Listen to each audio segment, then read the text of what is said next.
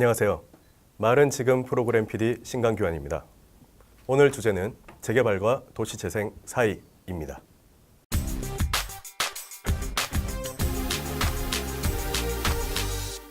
설문조사에 따르면 재개발의 가장 큰 문제점으로 정확한 정보가 충분히 제공되고 있지 않다가 1위에 꼽힌다고 합니다.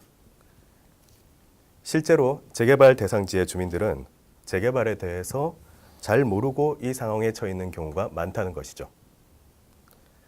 그저 남의 말을 믿고 시작했다가 나중에 크게 피해를 보는 상황에 처하더라도 어떻게 대처해야 될지, 어떤 해결책이 있는지 모르는 경우가 많다는 것입니다. 게다가 요즘은 재개발이 아닌 도시재생을 택하는 경우도 많아졌습니다. 도시재생은 어떤 대안을 담고 있을까요? 오늘은 성북구 관내 세 곳의 재개발 사례를 살펴보면서 재개발과 도시재생에 대한 의문을 해소하고 좀 더 알아보는 시간을 갖도록 하겠습니다. 오늘 함께 이야기 나눌 패널로 세 분을 모셨습니다. 2013년 서울시 실태조사관으로 일하셨던 나라살림연구소 김상철 책임연구위원입니다. 네, 반갑습니다. 배정학 장수마을 주민협의회 대표입니다. 예, 반갑습니다. 이민우 아파트 분양기획자입니다. 안녕하십니까. 네, 반갑습니다. 네, 반갑습니다. 네. 성북구의 재개발 지역이 50개 정도 된다라고 들었는데요. 다른 지역에 비해서 많은 수입니까? 굳이 비교를 하자면은 많은 수가 맞죠. 그러니까 현재 통계는 이제 뉴타운 재개발, 그러니까 뉴타운 지역과 재개발 지역, 그다음에 재건축 지역을 이렇게 합쳐서 보면 전체적으로는 성동구, 동대문구, 그다음에 성북구 이제 이렇게 그 순위를 보이는데 광역 개발을 하고 있는 뉴타운 사업지구로만 놓고 보면 성북구가 이제 다른 자치구에 비해서 훨씬 월등히 많은 편입니다. 그러니까 아마 성북구 주민 입장에서 이제 체감하기에 다른 동네에 비해서 성북구가 재개발이 참 많다라고 느끼실 만하다. 예, 이렇게 볼 수 있겠습니다. 참고로 말씀드리면은 2015년 10월에 이제 성북구가 이런 재개발 재건축이나 이런 뉴타운 사업들에 대한 많은 사회적 부작용들을 이제 좀 개선하기 위해서 인권 영향 평가를 연구 교육을 하는데 이제 그거를 한국도시연구소에서 이제 수행을 했습니다. 거기서 이제 나온 결과를 통계 자료를 보면은 1990년도에 보면은 이제 성북구에 보면 단독 주택 비율이 89.4%였어요. 근데 이제 아파트는 3.2%였어요. 근데 이제 2010년을 보면은 이제 단독 주택 비율이 여전히 44.5%로 많은데 상대적으로 이제 아파트 비중이 39.2%로 급격하게 늘어났습니다. 이런 현상들을 보면은 이제 성북구가 지금 이제 그때 그 통계 자료를 봐도 현재 한 50여 곳이 재개발 지금 지정되어 있고 지금 활동을 하고 재개발 지역으로 지금 지정이 되어 있는데 이런 문제점들이 실제로 그동안에 노후지를 환경을 개선한다는 어떤 명목으로 오히려 이제 서민들이 많이 살고 있는 단독주택지나 이런 다세대 다가구 서민들이 충분하게 어떤 주거 공간으로서의 싼 주거 공간으로서 역할을 했던 그런 공간들이 멸실되는 많은 문제점을 안고 있는데 앞으로 이제 이런 50여 곳이 더 많이 이런 식으로 계속 사업이 진행된다면은 현재 어떤 가구의 어떤 구성 비율이 자체가 아파트 위주로 급격하게 변할 것이고 거기에 따르는 서민들이나 세입자분들은 또 다른 곳으로 밀려날 수밖에 없는 이런 문제점을 어떻게 개선할 것인가가 현재 성북구가 가지고 있는 상당히 중요한 좀 과제인 것 같습니다. 뉴타운, 재개발, 재건축 이렇게 좀 다 다른 것 같습니다. 이것에 대해서 좀 설명을 부탁드립니다. 기본적으로 재개발하고 재건축의 차이는 일종의 이제 면과 점의 차이라고 보시면 됩니다. 그러니까 그 토지 등 소유자, 그러니까 하나의 건축물을 이렇게 다시 짓는 행위는 이제 재건축. 그게 이제 좀 모여져 있는 형태는 이제 재개발. 그러니까 이제 구역으로 묶는다는 느낌인데요. 근데 이제 이런 구역을 묶어서 소위 우리가 장애 뉴타운 하면은 그 장애 뉴타운 안에 1구역, 2구역, 3구역 이렇게 나뉘어지잖아요. 그러니까 이제 보통 재개발 구역으로 묶었던 것을 이제 광역으로 다시 그 묶어 놓는 겁니다. 그러니까 가장 그러면 뉴타운하고 기존 재개발 사업하고 뭐가 다르냐라고 했을 때 이 계획에 기반 시설 정비와 관련된 내용들이 들어가 있으면 사실은 이제 뉴타운 사업이다라고 볼 수 있습니다. 뭐 기반 시설이라 하면 뭐 공공시설물, 뭐 도로, 뭐 이런 내용들인 거죠. 그래서 통상 재건축이나 재개발하고는 다르게 뉴타운 사업이 진행이 되면 우리가 익숙하게 알고 있던 도로나 거리가 사라지는 그런 경험을 하게 되는데 그것은 이제 뉴타운 사업이 갖고 있는 광역 개발의 특징 때문에 그렇습니다. 그러면 지역으로 자세히 들어가서 살펴보겠습니다. 첫 번째로 볼 곳은 장이동입니다. 먼저 영상을 보시겠습니다.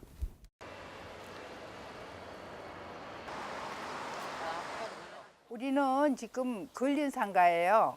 그 근린상가이기 때문에 거기서 집세가 나와요.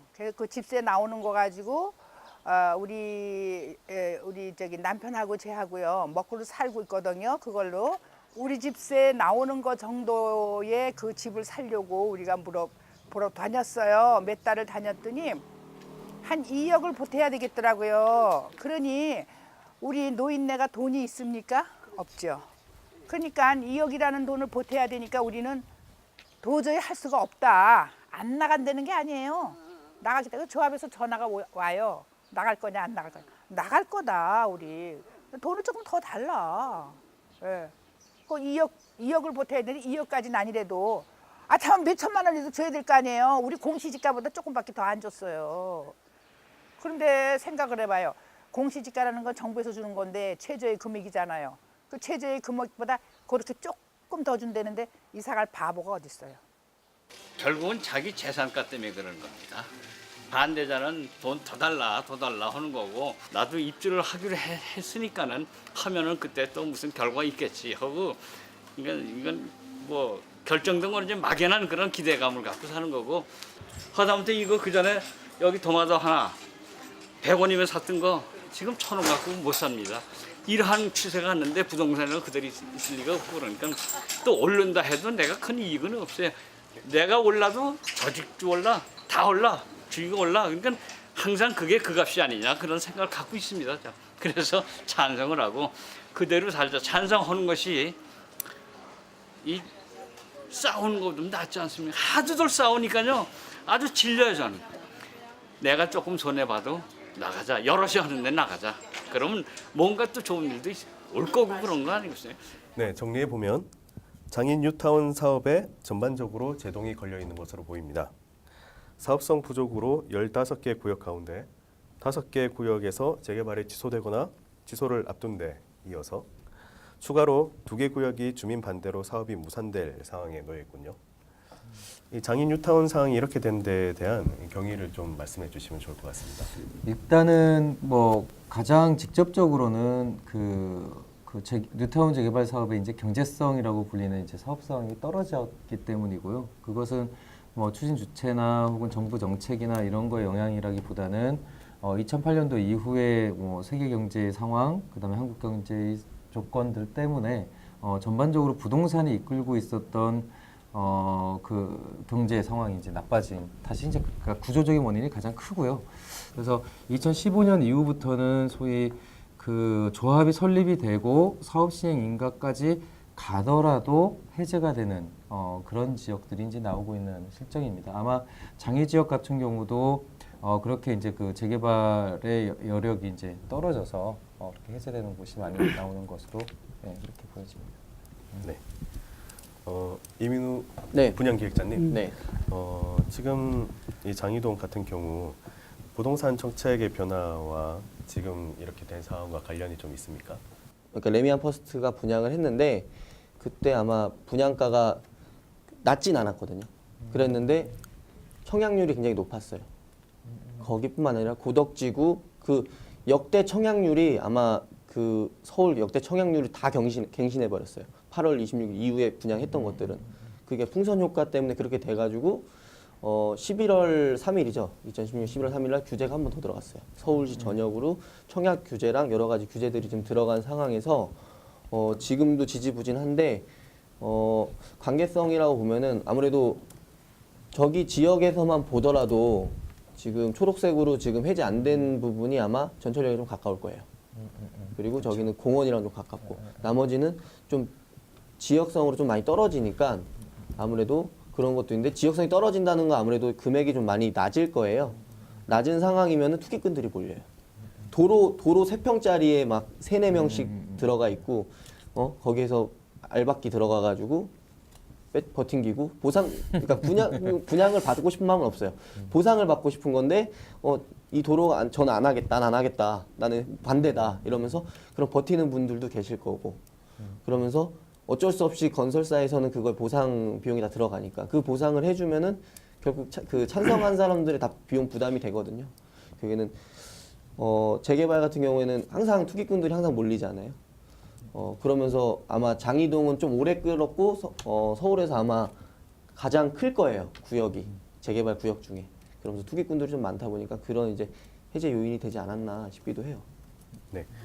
취소한 곳을 살펴보면 재개발을 하지 않겠다. 주민들의 이 의사를 표시한 것인데요. 이것은 서울시의 정비구역 직권 해제 기준에 따라서 이루어진 것으로 알고 있습니다. 김상철 위원님, 직권 해제에 대한 더 자세한 설명을 좀 부탁드립니다. 그러니까 이 뉴타운 재개발 사업이 진행되는 이제 기본적인 법령, 그러니까 법령이 이제 그 도시정법이라고 하는 건데요. 이제 이 법이 좀 재미있는 구석이 있어요. 그게 뭐냐면 조합을 승인하는 절차는 규정해놨는데 조합을 해산하는 절차를 규정해놓지 않는달지, 아니면 구역을 지정할 수 있는 거는 되게 구체적으로 만들었는데 구역을 해제할 수 있는 절차는 굉장히 두리뭉실하게 만들어 놓는달지. 근데 이게 사업이 잘 될 때는 그게 별로 문제가 없었거든요. 근데 이제 사업이 잘 안 될 때 되니까 그 두리뭉실했던 직권 해제와 관련된 규정이 좀 구체화될 필요가 있었던 거죠. 그게 이제 2012년도 1월에 법이 개정이 되면서 실제 시도지사에게 그 권한을 넘겼었던 직권 해제의 근거나 혹은 그 대상 지역에 대한 기준들이 이제 그때 마련이 됩니다. 그래서 2012년 도정법의 개정, 그리고 그거에 따라서 2015년도에 서울시가 도정조례를 개정함으로써 거기에 이제 세부적인 기준들을 잡게 되고요. 그렇게 들어오는 내용들을 바탕으로 그 직권 해제를 하게 되는 거죠. 근데 이 직권 해제도 조례에 나와 있는 구체적인 대상 지역에 들어가야 이제 가능한 거고요. 단순히 지역 주민들의 반대가 50%를 넘는다, 뭐 이런 걸로 되기는 힘듭니다. 그러니까 그런 면에서는 여전히 이제 직권 해제가 굉장히 제한적이지만 그나마 도시계획의 결정권자인 그 서울시장이 그것을 또 책임질 수 있도록 만든 부분이라는 측면에서는 좀 의미가 있다고 하겠습니다.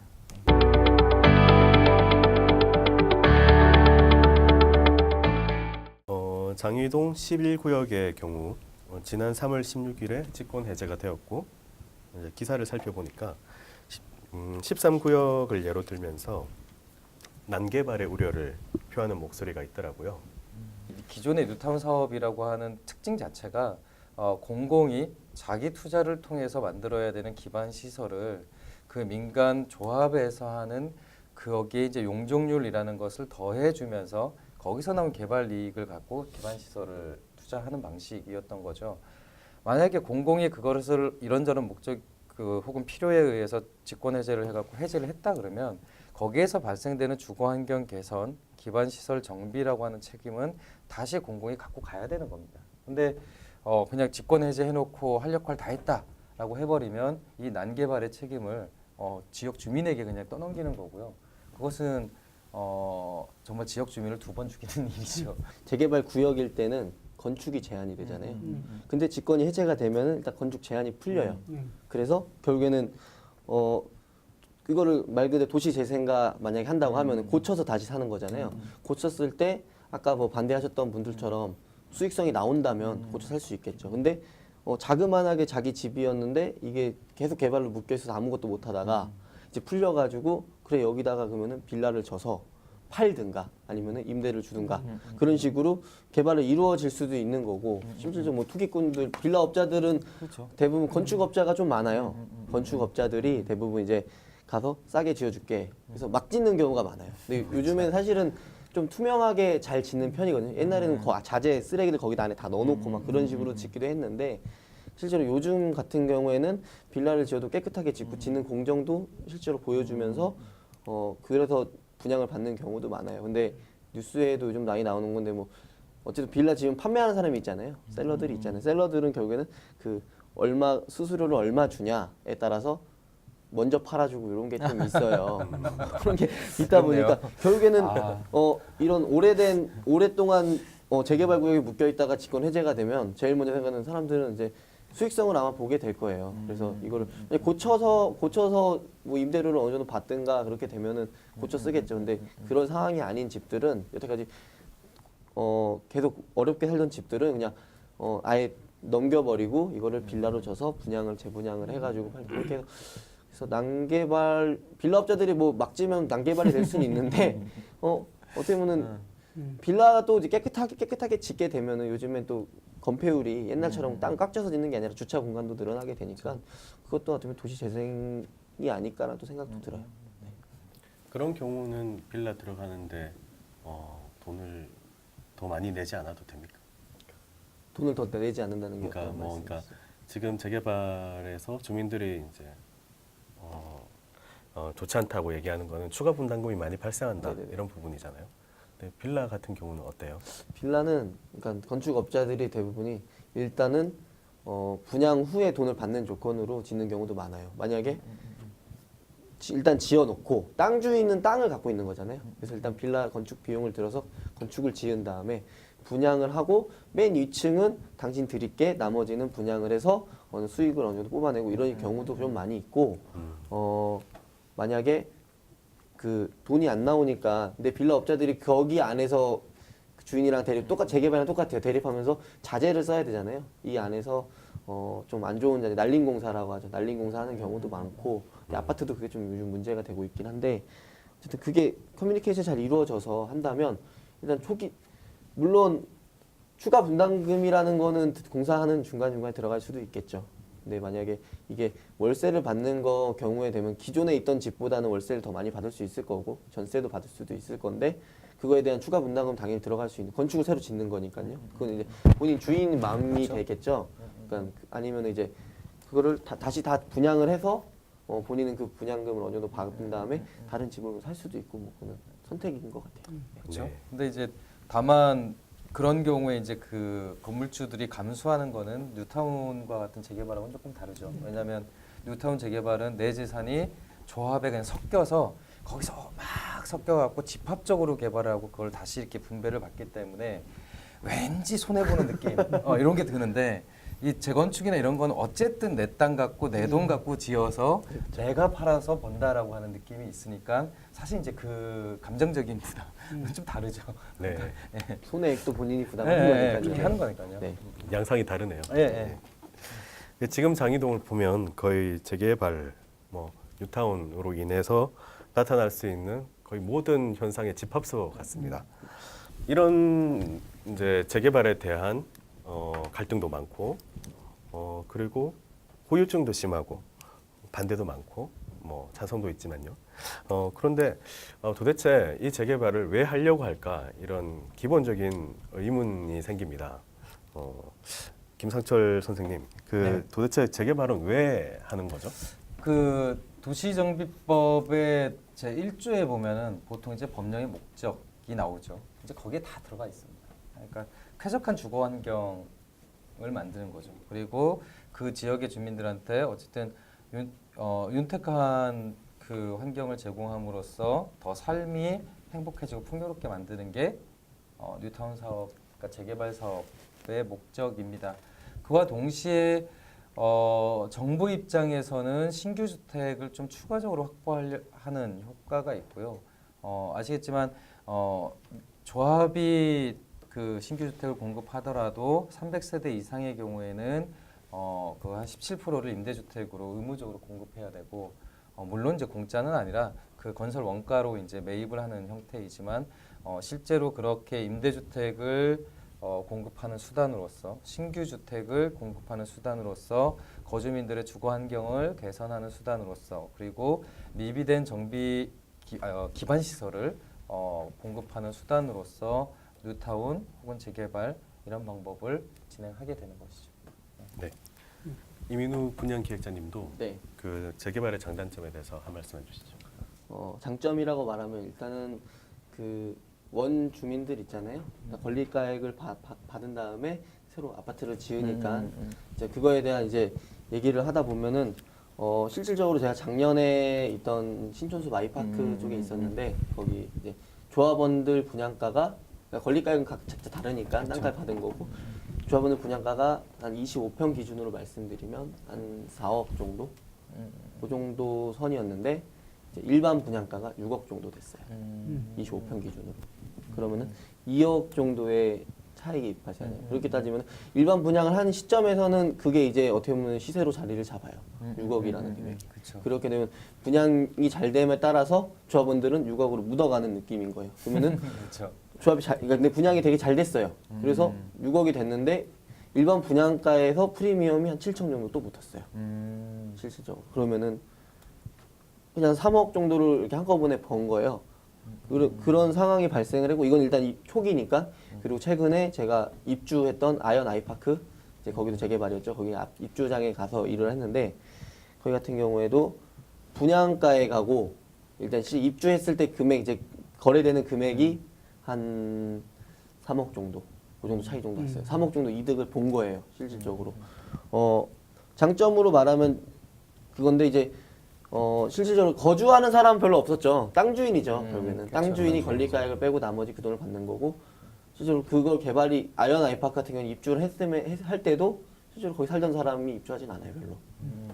다 전세를 주거나 실제로 오래 살았던 할머니가 계셨어요. 오래 살았던 할머니 같은 경우에는 실제 추가 대출을 안 받아도 되는데 추가 대출을 안 받아도 살 수 있는데 거기 안 살더라고요. 전세 주고 자식들한테 그거 사업비를 주고 자기는 또 다시 그런 이제 그 전에 살던 집과 비슷한 빌라 같은 데 살더라고요.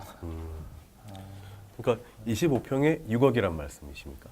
마포구 네, 서강대는 그 정도의 최근 10월 달에 분양했으니까요. 2016년 10월 달에 분양했으니까. 그 마포가 풍선 효과 때문에 분양가 결정할 때도 그런 경향.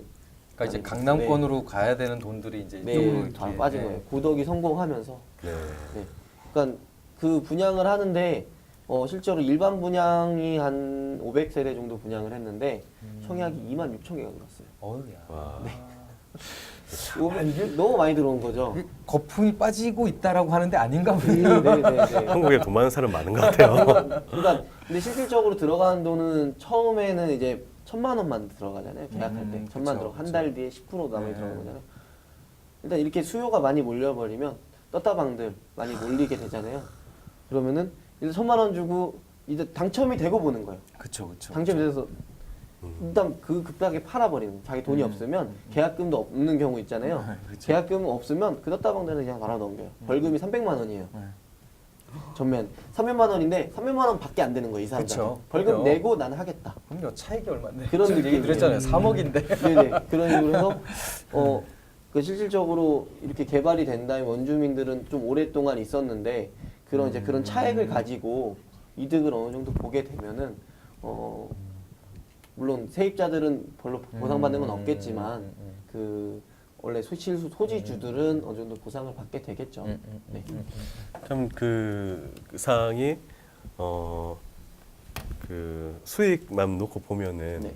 이게 재개발의 장점이라고 볼 수 있겠지만 또 반대로 집을 사야 하는 청년 세대들이나 네네. 예, 그렇게 보면은 굉장히 이거는 큰 단점이라고도 볼 수 있을 것 같습니다. 저도 집이 없습니다. 네. 지금 그렇게 많이 파시는군요. 진짜 많이 팔았는데 집이 없습니다.